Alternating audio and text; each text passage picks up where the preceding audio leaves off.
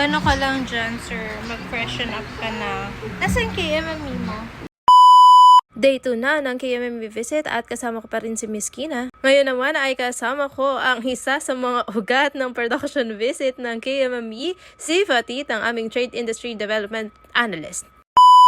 Ngayong araw ay makakasama natin si Mr. Yen ng YKJ Clothing.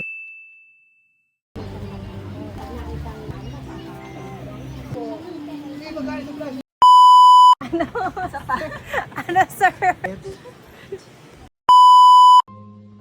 Isa ka lamang maliit na bahagi ng malawak na daigdig. Nilikha ng Panginoon.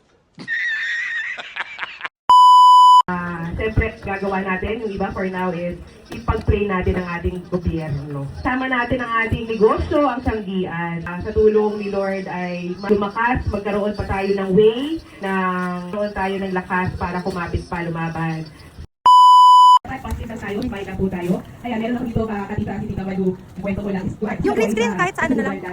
Sa kotse na kasi tapos na tayo. Nasa may green screen? Ay, nasa may kotse. Ano ka ito?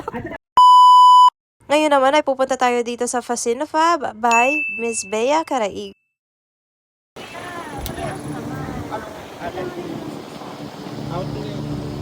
Fasinafab po ay located sa Taytay.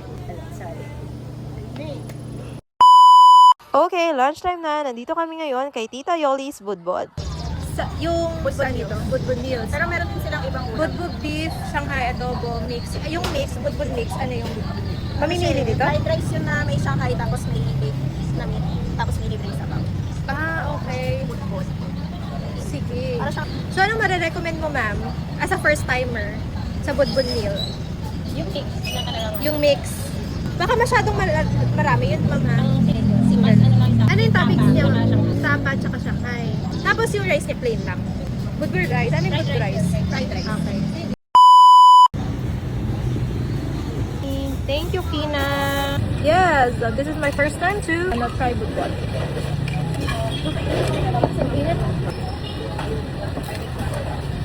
Okay na ako sa water. Nag-coke ako yan. Ang sarap na, ano? Ang Bakit suka yung nito. freshly set? Yan pag ano naman ito. Maraming cactus. Dito muna tayo. Maya-maya. Ano ba yan? Happy to be set. Ayun, bongga naman, oo. Grabe. Sino yan? Sino yan? Nandito kami ngayon kay Miss Michelle Boyle ng Qualitex Garment Trading o mas kilala bilang Fresh Element. Last stop for the day.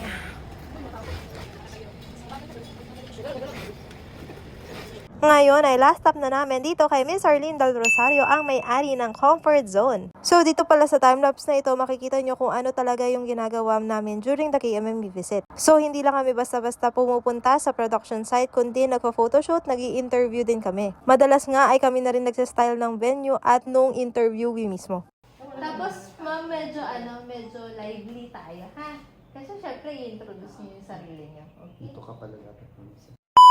So ito nga, nakauwi na rin sa wakas at makikita nyo naman na inabot na ako ng dilim. So paano ba yan? Makita-kita tayo sa day 3 at last day ng KMME visit namin. At before ko tapusin itong vlog na ito, gusto ko munang magpasalamat sa lahat ng mentees na pinuntahan namin ngayon. Well accommodated kami at very prepared sila.